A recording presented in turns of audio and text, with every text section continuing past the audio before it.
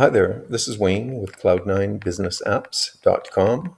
We are going to do a short little video here on how you black out a room. In other words, you might want to make it unavailable on your own website and unavailable with the online travel agencies. So we're talking about just a specific room. So if you have a room type here, single queen, that had multiple rooms, you could block out all of them using one method. But this is just to do one specific room. So what you do is you can just basically click on add a booking.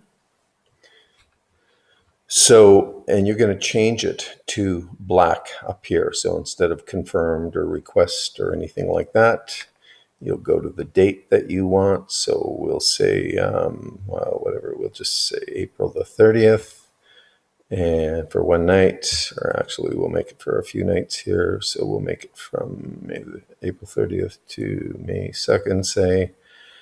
And that's it. You might want to override the price here. So if it's a non-paid reason or a non-paid booking, a friend or whatever staying in it, you would click a 0 for your price and untick all of the taxes if you want.